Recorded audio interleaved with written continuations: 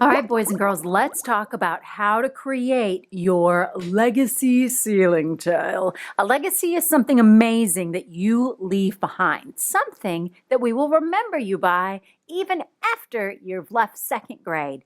We are going to be creating fish as a part of our legacy tile because we are an amazing school of fish. So you will have a ceiling tile. If you look up, this is what's in the ceiling. That's why we call it a ceiling tile. And you will actually be drawing on the back of the ceiling tile. You might notice that the ceiling tile has some numbers on it. This is going to be a little bit tricky because our goal is to use the chalk and make it so dark that we hide those numbers. So the first thing you'll want to do is take a fish template. There's different kinds for you to choose from. You'll need to decide what direction you want your fish to be going. Do you want your fish to look like it's swimming down? Is it going straight across? Is it going up? Is it perfectly diagonal? That's up to you. This is your fish. I think I will have mine be diagonal. So once you've got your fish in place, you want to make sure that it is not close to the edge. And here's why. When we hang the ceiling tiles up, and when I say we, I mean Mr. Scruggs, there is a little black band that goes around the tile. If you can imagine that little black band, it's going to cover up about an inch of your ceiling tile. So if your fish is right there, part of it is going to be cut off. So you want to make sure that it's a little bit on the centered side, meaning you want to place it about in the middle, not off center. Once you've got it placed, you will be sharing your chalk with the person who sits beside you. You have warm colors and you have cold colors. After you decide the placement of your fish, that's the first thing. The second thing you will need to decide is, do you want your fish to be all warm colors or do you want your fish to be all cold colors? That is totally up to you. If you decide that you want your fish to be all warm colors the entire time you're working on your fish, this is what we're using. If you want your fish to be all cold colors the entire time you work on your fish, this is what you will be using. We will be working on the fish first, focusing on the background second. All right, so once you've got your placement figured out and you know what you're using, go ahead, and I think I'm going to have my fish be warm colors, but you can do cold colors. That's up to you. Pick a color to outline your fish. Hold it still with one hand and just trace around it.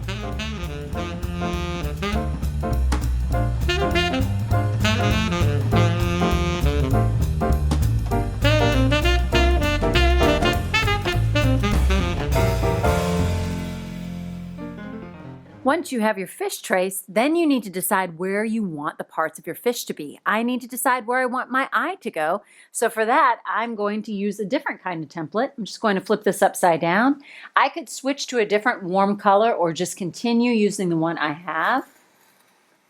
Slowly and carefully tracing around it, doing my best. Done. And now that that's complete, I can start to add even more lines to my fish. So I think I'll draw a line right here.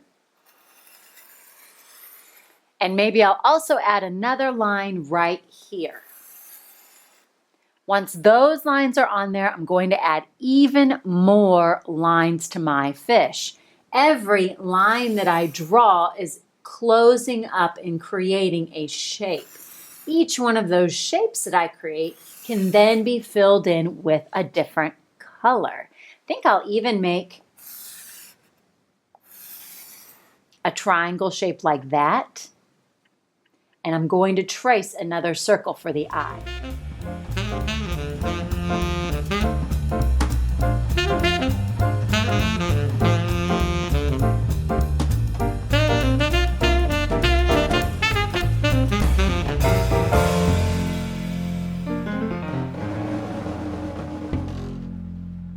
All right, now I'm ready to start adding a little bit of color to my fish, and I'm going to use a different color in each different section.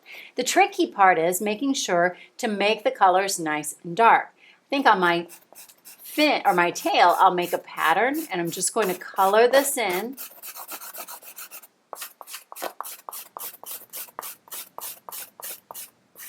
Once I've got that colored in, it's a good idea to blend the chalk, and I'm going to use a sponge for that.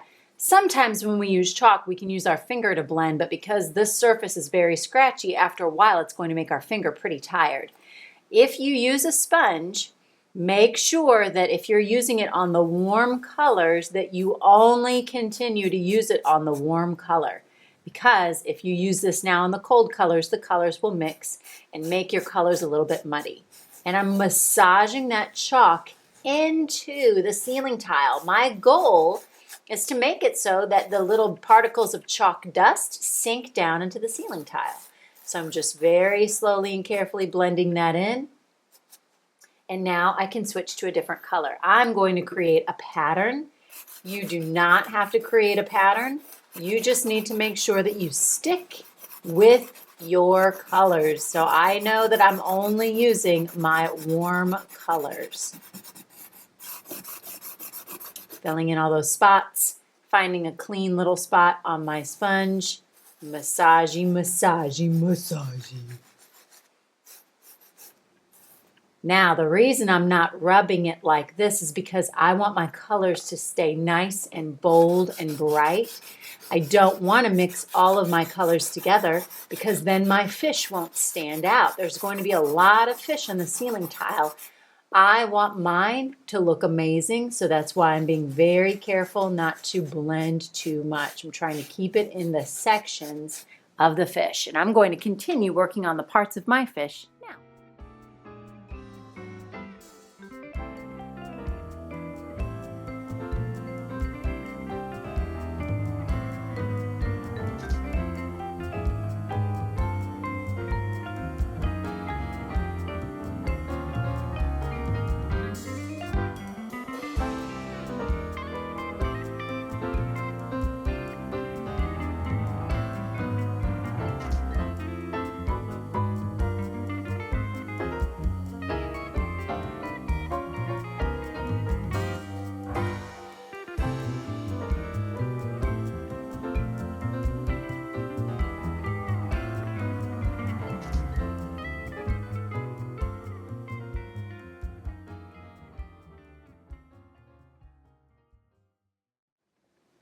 Now that this is finished, I can start working on the background, but I have to be careful when I work on the background. I don't want to accidentally rub the background with my fish because, as you know, if I mix the cold colors and the warm colors together, they will get a little bit dull. So the first thing is to take a different color. So if you started with a warm color fish like me, you're now switching to the cold colors. If you made a cold color fish, you're switching to the warm colors. Your job now is to start dividing up the background. So when I say that, I mean draw a line that starts at your fish and goes all the way off the ceiling tile. Start at your fish, all the way off your ceiling tile. Go in a different direction. You can have lines cross over each other. Start at your fish, don't draw on your fish, go all the way off your ceiling tile. You might even have to move around your ceiling tile like I'm doing. Start at your fish, all the way off. Some lines can cross or start at the same point. It's totally up to you. How you do yours is up to you. This is your ceiling tile, but we are starting at the fish, going all the way off the tile. You're going to create a bunch of different sections for you to add all of your cold colors, or if you made your fish cold colors, all of your warm colors. It looks like I now have a lot of sections to color in. So now I can start using different cold colors for those different sections. But I see that I had fingerprints in some places. I need to be extra careful. When I'm coloring, I'm trying to make it so that it's completely covered in. Sometimes it's a little easier to hold your chalk on its side to do something called a rubbing. That might be a little bit easier when you're coloring in these big spaces. Now, I can no longer use the sponge. It has all the warm colors on it. So that's why I said one sponge needs to be for warm. Get a totally different one when you switch to the cold colors so that you can keep your colors nice and bold and bright. So what I'm going to do now is just pick a different cold color for each section. If I run out of colors, I can use the same colors again, but maybe not in shapes side by side. So if I want to use this green again, maybe I should do it on the other side of the fish, not right next to it. The color that I drew the lines with, I'm also trying not to cover that up. But if I do accidentally, I can always go back when I'm finished and redraw them. All right, I'm going to work on my background now.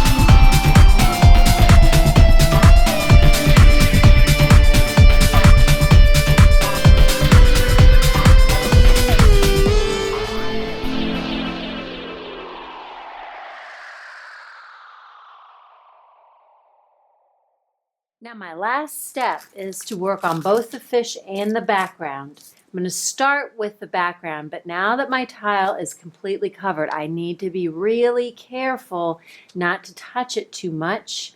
Don't blow your ceiling tile, because what will happen is the other colors of chalk will get on your beautiful fish and blend your colors together. For these last couple of steps, the first thing I want you to do is work on the background, the part that's behind the fish. And you're going to find your sections that you've created that are the lightest color. For example, this is a lot lighter in color than this dark purple and this dark blue. So find some of the sections in the background that are lightest in color. This dark green, not so light. This blue, that's pretty light. This is my lightest in color. It's also the brightest. It stands out the most. That's another way to find it. You are smart. You don't need to ask me which one's the lightest or brightest. In the background, you can figure it out. Find a couple of sections of those. I have 1, 2, 3, 4 of those really light ones. And now I'm going to take a dark color. So I'm using opposites, and I'm going to draw some lines in that section to create a pattern. I could have lines going this way, lines that run parallel to this, or I could have lines going that way, lines that run parallel to the top. It's up to you. I'm using a dark color because I want it to contrast or stand out. I'm not going to blend this with the sponge, because if I do, all the colors will mix. So you can see I'm not drawing it once, but I'm going over it a couple of times to make sure that it's nice and dark.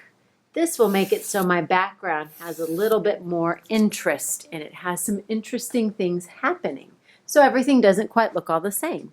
I think I'm going to go ahead and do that for this part right here.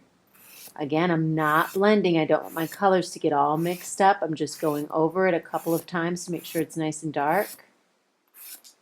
Not drawing on my fish, and I think to balance it out, I'll draw on this. Now I'm going to find some of the darker sections.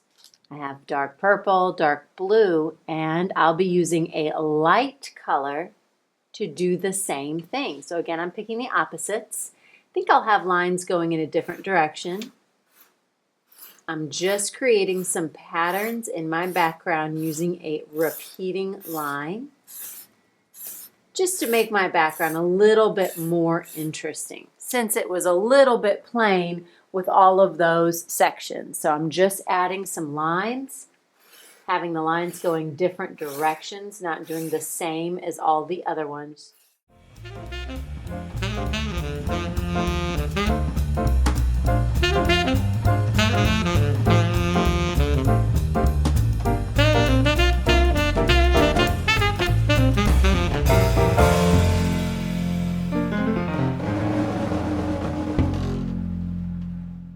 My last step, now that everything in my background is complete, I didn't add patterns on all parts of the background. I wanted it to be a little bit of a contrast, so not everything was the same. So some sections I left plain, other sections I filled in with lines. My final step is to use black. We're using black last because black can smear all over my vibrant colors, so I need to be extra careful with it. And with this black chalk, I am outlining my fish slowly and carefully, and since I can't blend this in, I might need to slowly and carefully draw over it 2 times. If I do this too much or if I smear, I'll lose my beautiful design, so I need to be extra careful. Anywhere that I originally drew lines, I'm going to now go ahead and trace over them. This will help emphasize my fish and really make it stand out. So I'm just going over all of those lines that I originally or first drew, making sure no longer to use my sponge. That was just in the beginning to start blending those colors in. The sponge is gone. Now I'm just slowly and carefully tracing over my lines that I drew.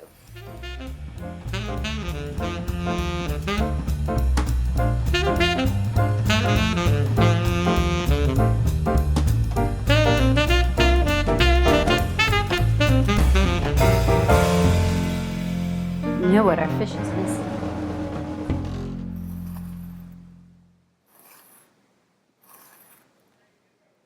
There we go. My masterpiece is complete. Now, I can find a nice empty place to sign my name. I think right here would be good. I can't write my name too close to the edge, remember, because that's where the band will be that might hide part of my name. So when I come around and check out your amazing fish, I'll help you find the perfect place for signing your name. All right, I cannot wait to see how your beautiful legacy mural or your beautiful legacy tile turns out.